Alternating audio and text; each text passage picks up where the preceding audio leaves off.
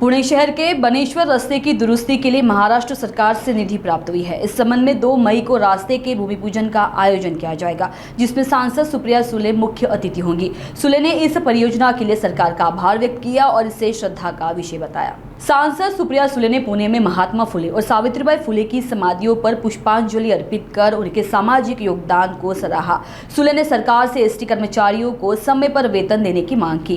कहा, मेहनत कशों को आंदोलन की नौबत न आए। साथ ही महिला अत्याचार के बढ़ते मामलों पर सुले ने गृह मंत्री से ऑल पार्टी मीटिंग बुलाने की मांग की और महापुरुषों के अपमान पर सख्त कानून बनाने की वकालत की। हा प्रश्न तुम्हाला सरकारला विचारायला पाहिजे, कारण का असंवेदनशीलपणा हा कशासाठी आणि गरब कष्ट करणार, जो एसटी चालक आहे तो कष्ट करणार आहे, त्याच्या हातावरचं पोट आहे, तो बिचारा काय करेल पगार एखादा महिना। त्यामुळे माझी या सरकारला विनम्र विनंती आहे की या गरीब कष्ट करणाऱ्यांचे पगार हे वेळेवर झालेच पाहिजे। ही आग्रहाची भूमिका कुणाची राहिली, माणुसकीची भूमिका आहे। आता पैसे त्या रस्त्यावर पडलेले आहेत, त्याच्यामुळे मला असं वाटतं आता बनेश्वरचा रस्ता 2 तारखेला आम्ही नारळ फोडायला जाणार आहे, त्याच्यामुळे तो विषय फार न वाढवता आता तो रस्ता कसा होईल आणि तुमच्या सगळ्यांचं मी ते स्वागत करीन। तुम्ही सगळे दर्शनाला या। मी काही स्टेटमेंट ऐकलेलं नाही, त्याच्यावर मी काय त्याच्यावर बोलू शकत नाही, पण एवढं जरूर म्हणेन की हॉस्पिटल आणि म्हणजे पूर्ण प्रशासन तिथलं हॉस्पिटलचं हे अर्थातच जबाबदार ती भूमिका नाही। आज इतिहासावर भूमिका इतिहासकारांनी घेतली पाहिजे। मला असं वाटतं राजकारण आणि इतिहास याची गल्लत करू नये। जे इतिहासात ते तज्ञ आहेत त्यांचं जे काय मार्गदर्शन असेल तेच योग्य आहे। महाराष्ट्र सरकारने प्रस्ताव द्यावा, आम्ही सगळे त्याच्यावर चर्चा करू आणि अर्थातच महापुरुषांवर कोणीही चुकीचा शब्द काढला तर कायदा पुढचा होईल तेव्हा होईल, पण आजही महाराष्ट्रातला स्वाभिमानी मराठी माणूस ते सहन करणार नाही। हे बघा, महाराष्ट्राच्या पीक विम्याबद्दल काय काय झालं हे माझ्यापेक्षा हा प्रश्न तुम्ही सुरेश धसांना विचारा, संदीप क्षीरसागरांना विचारा, हा प्रश्न तुम्ही बजरंग अप्पा सोनवणेंना विचारा, त्यांनी तुमच्या चॅनलला सगळी माहिती दिलेली आहे।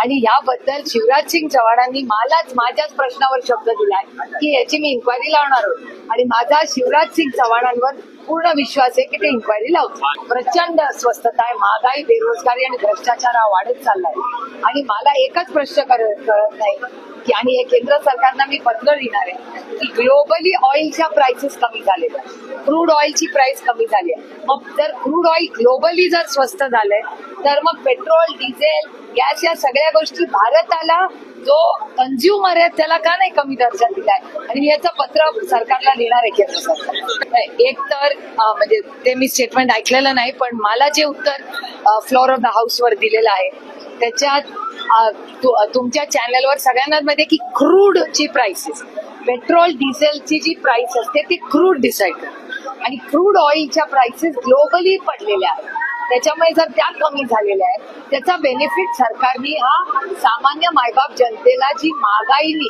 अस्त्रस्त आहे त्यांना दिली पाहिजे, अशी आमच्या आग्रहाची भूमिका आहे। आणि सिलेंडरचा 50 रुपये वाढवण्याचं काहीच कारण नाही। मी केंद्र सरकारला पत्र लिहिणार आहे आणि मी त्या मंत्र्यांना पत्र लिहिणार आहे की बाबा की 60 रुपये बॅरेल झाला आहे तर तुम्ही डिझेल आणि पेट्रोलचे भाव कमी करा, एक, आणि दुसरं गॅस सिलेंडरचा भाव कृपा करून वाढवू नका, कारण आधीच लोक महागाई नाही। कसं आहे, फॅमिलीचे गोष्टी ह्या फॅमिलीतच असल्या पाहिजेत। मला असं वाटतं राजकारण आणि फॅमिली गल्लत कोणीच करू। आणि काल जयचा आणि ऋतूचा काल त्यांची एंगेजमेंट सेरेमनी झाली, आम्हाला मनापासून आनंद झाला की आमच्या घरात आणखी एक लेक येते आणि एक आनंदी सोहळा। काल सगळेच आमचे ज्येष्ठ आशा काकी होत्या, काल आमच्या सुमती काकी हम्पीवरनं आवर्जून उपस्थित होत्या, सगळेच होते। आणि मध्येच आमच्या घरात एक खूप दुर्दैवी घटना झाली, आमच्या काकी भारती काकी गेल्यानंतर त्याच्यातूनच जेव्हा आमचं कुटुंब सावरत होतं तेव्हा ही एंगेजमेंट होते। त्याच्यामुळे आम्हाला एक या सगळ्या अडचणीच्या काळात, दुःखाच्या काळामध्ये एक आनंदाचा कालचे संध्याकाळ ही कुटुंबाला मिळेल।